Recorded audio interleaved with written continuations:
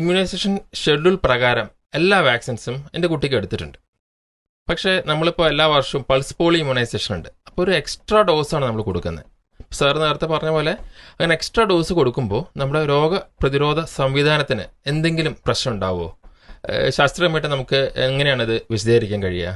ഈ pulse polio പോലുള്ള സംവിധാനങ്ങൾ അത് ചെയ്യുന്നത് ഒരു വ്യക്തിയുടെ രോഗപ്രതിരോധ സംവിധാനം ഉഷാറാക്കുന്നതിലുപരിയായിട്ട് സമൂഹത്തിൽ തന്നെ ഈ രോഗാണുവിനെ തന്നെ ഇല്ലാതാക്കാനുള്ളൊരു പദ്ധതിയുടെ ഭാഗമാണ്.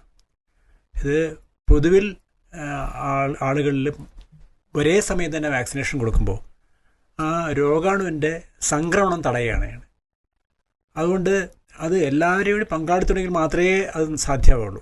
ഈ രോഗാണുവിൻ്റെ ഒരു ആളിൽ നിന്ന് വേറൊരാൾക്ക് പകരുന്ന രീതി അതില്ലാതാക്കിയും അന്തരീക്ഷത്തിൽ തന്നെ ആ രോഗാണുവിനെ തുടച്ചു നോക്കുകയും ചെയ്യാനുള്ള ഉദ്ദേശത്തോടെയാണ് ഈ പൾസ് പോളിയോ പോലുള്ള സമൂഹ കുത്തിവയ്പ്പ് പദ്ധതികൾ നടപ്പാക്കുന്നത്. അതുകൊണ്ട് സാധാരണഗതിയിൽ കുത്തിവയ്പ്പെടുത്ത കുട്ടികളും ആ പദ്ധതിയിൽ പങ്കാളികളാവേണ്ടതാണ്. അതിൻ്റെ പേരിൽ കുട്ടികൾക്ക് യാതൊരു വിധത്തിലുള്ള പ്രശ്നം ഉണ്ടാവില്ല. അത് മാത്രമല്ല, ഓരോ വാക്സിനും ആക്ച്വലി അവരവരുടെ രോഗപ്രതിരോധ ശേഷി കൂട്ടുക മാത്രമേ ചെയ്യുന്നുള്ളൂ.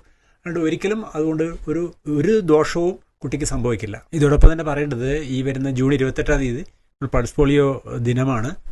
അതിൽ നമ്മുടെ എല്ലാവരും അതിൽ പങ്കെടുക്കണം. ശരിയാണ്, നമ്മുടെ കേരളത്തിൽ ഇന്ത്യയിലും പോളിയോ ഏതാണ്ട് നിർമ്മാർജ്ജനം ചെയ്ത അവസ്ഥയാണുള്ളത്. പക്ഷേ ഇപ്പോഴും നമ്മുടെ അയൽരാജ്യങ്ങളിൽ ഇപ്പോഴും പോളിയോ വ്യാപനം ഉള്ളതുകൊണ്ട് നമ്മൾ അത് ജാഗരൂകരായിരിക്കേണ്ട ആവശ്യമുണ്ട്. അതുകൊണ്ട് പൾസ് പോളിയോയിൽ എല്ലാവരുടെയും ആ സജീവമായ സഹകരണം ആവശ്യമാണ്.